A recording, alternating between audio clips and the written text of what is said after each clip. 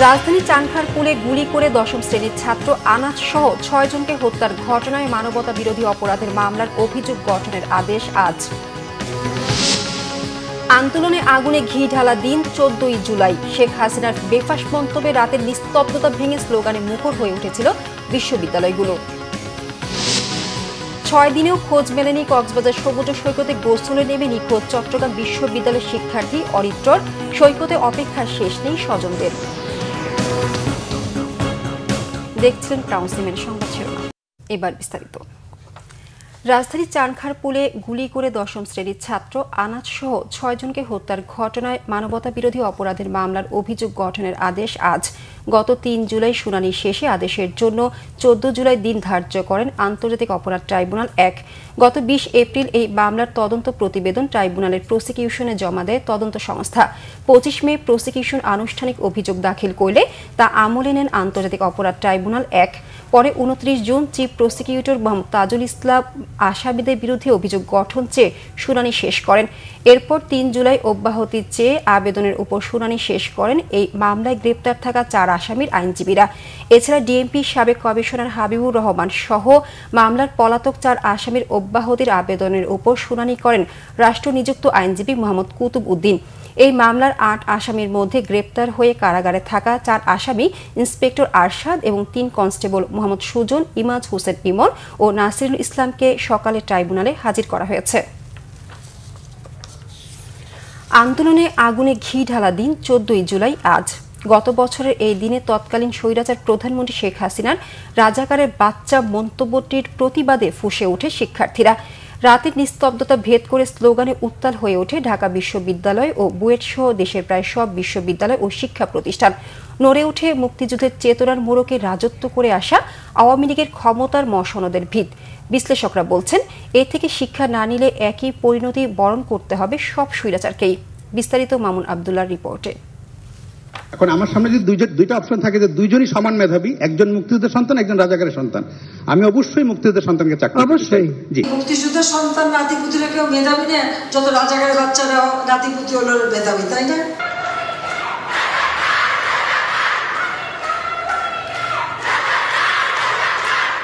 একটি প্রশ্ন আর এর জবাবে তুচ্ছ-তাচ্ছিল্য করা বক্তব্য। তৎকালীন প্রধানমন্ত্রী শেখ হাসিনার এই এক বক্তব্যেই বারুদের মতো জ্বলে উঠেছিল বৈষম্য বিরোধী ছাত্র আন্দোলন। দাবানল ছড়িয়ে পড়েছিল দীর্ঘ ১৬ বছরে চেতনার মোড়কে রাজ করে যাওয়া স্বৈরাচারের মসনদে। যে আগুন নেভানোর সক্ষমতা ছিল না হাসিনার কোনো অপশক্তিরই।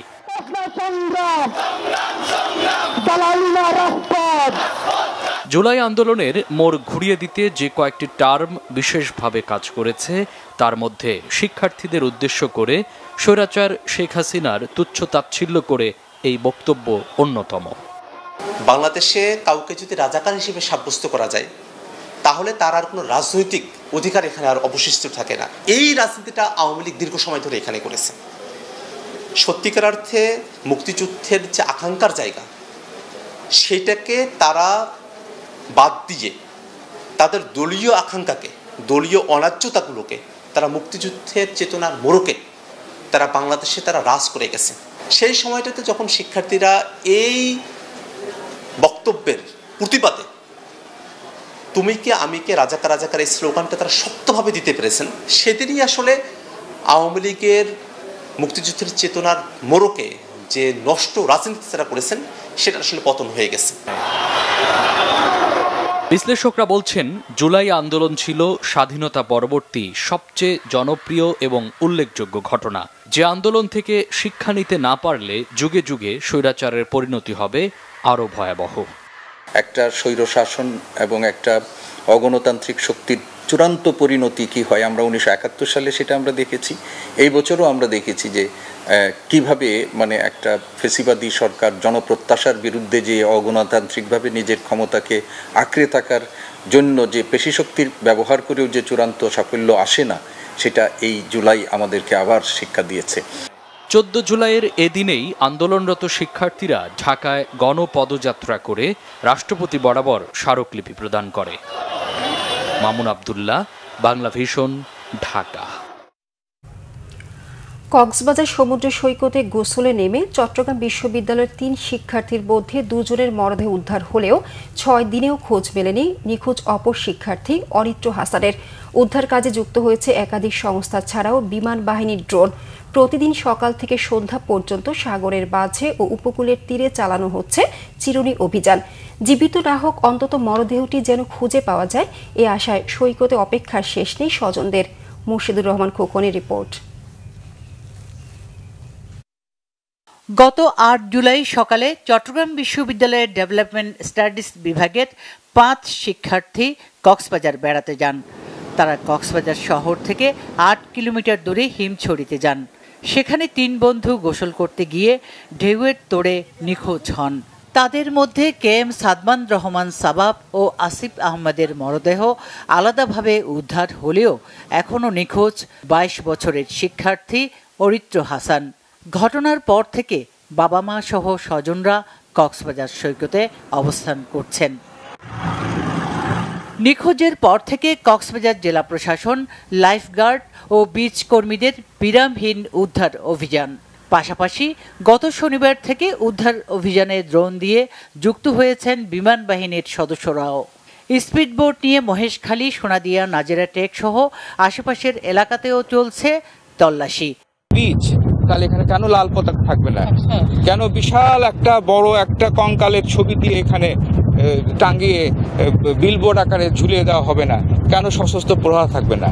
আমি এই প্রশ্নটা আমার সন্তান আর যেন কোনো মায়ের সন্তান কোনো বাবার যেন পিতৃহারা না হন।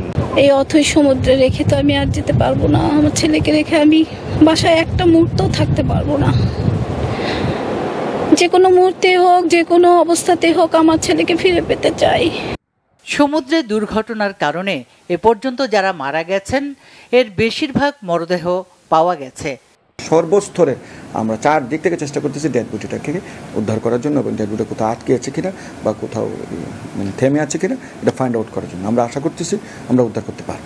কক্সবাজার সমুদ্র সৈকতে অসাবধানতা বশত গোসলে নেমে গেল কোরবানির ঈদ থেকে এ পর্যন্ত 11 জনের মৃত্যু হয়েছে। আগামীতে পর্যটকদের মৃত্যু রোধে প্রশাসন সহ সংশ্লিষ্টদের প্রয়োজনীয় কার্যকর পদক্ষেপ নেওয়ার দাবি ভুক্তভোগীদের।